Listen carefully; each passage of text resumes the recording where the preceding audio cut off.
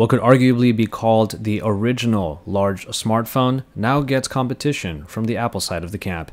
Hey, it's Josh Vigar from Android Authority. What's going on, everybody? And this is the iPhone 6 Plus versus the Galaxy Note 3. Now what we have here are two devices with an iconic design that's very easy to recognize. As Samsung has more experience in designing and building large phones, it shows in the streamlined lines of the Note 3 and its large screen-to-footprint ratio. But on the other hand, the iPhone 6 Plus is Apple's first foray into this category, and at least design-wise, it's proving to be a promising one.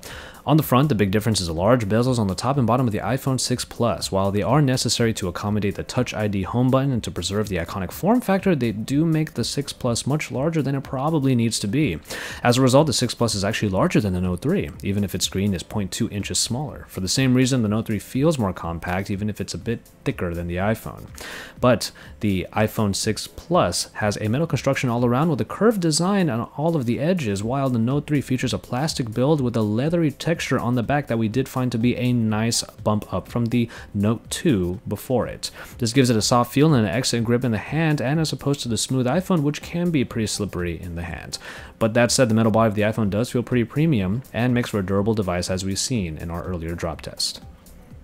When it comes to the screens, there's basically one major difference, because the size difference is just very minuscule. But the underlying technology is where the differences are, as Samsung uses a full HD AMOLED screen with deep blacks and colors that just pop, and it's pretty much what you expect from Samsung displays of this nature, while Apple has an LCD screen that now has 1080p resolution in this larger screen that is a bit more restrained in terms of that saturation. But both displays are going to be equally crisp, the viewing angles are going to be great, and the brightness is pretty excellent. These truly are the best LCD and AMOLED technologies that they have to offer, and they come from the two biggest manufacturers of smartphones available, so there's no surprise there. When you look at just the specs on paper, the Note 3 does seem to have more powerful specifications, but then again, we're talking about very different platforms and very different needs from both of them in their processing packages, because the 6 Plus comes with a dual-core new A8 processor and 1GB of RAM, but that is more than enough to make the device fly through its user interface and apps, apparently.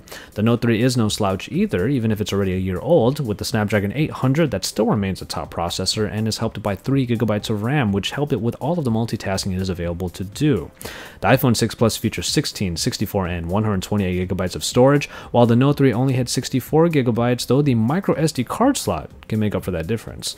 And the 6 Plus does have that fingerprint scanner in its circular home button, and if that's important to you, we will say that the Note 4 coming next month will have it in its home button at that time.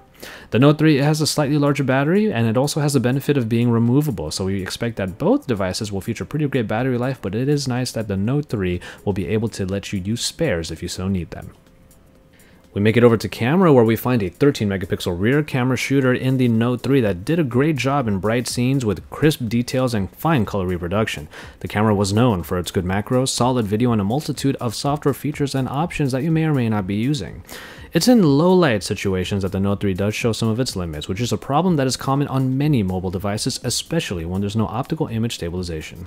Now, Apple did stick to 8 megapixels for their rear camera in the iPhone 6 Plus, but the sensor is supposedly all new. And thanks to a tech called Focus Pixels, the camera should be able to have fast focusing time, which is good. 8 megapixels is at the low limit for smartphone camera technology today, but if larger, more detailed pics are what you want, the Note 3 is the way to go. But the iPhone 6 Plus does come with optical image stabilization, which might help it perform better in low light tests.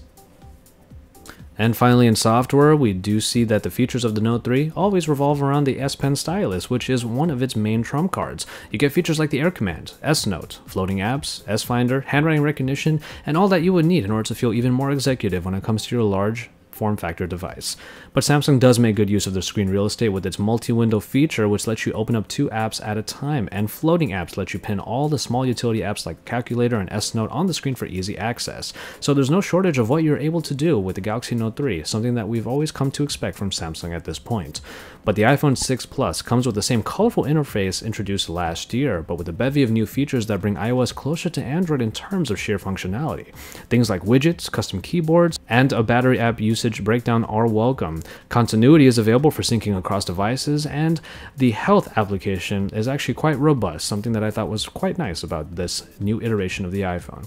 So overall, the iPhone 6 Plus is becoming quite the competitive device, but the Note 3 is probably the better productivity device because its multitasking abilities are definitely more powerful than that of the iPhone 6 Plus.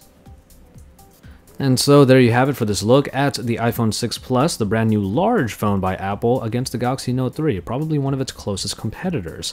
It's definitely going to be one of the phones that gets the buzz around the iPhone, but the Galaxy Note 4 is just on its way, and you can bet that we're going to do a comparison between that and this new iPhone 6 as well. So keep it tuned here for that and even more on the iPhone line as we take a look at it against the Android competition. Of course, we are Android Authority, and we are your source for all things Android.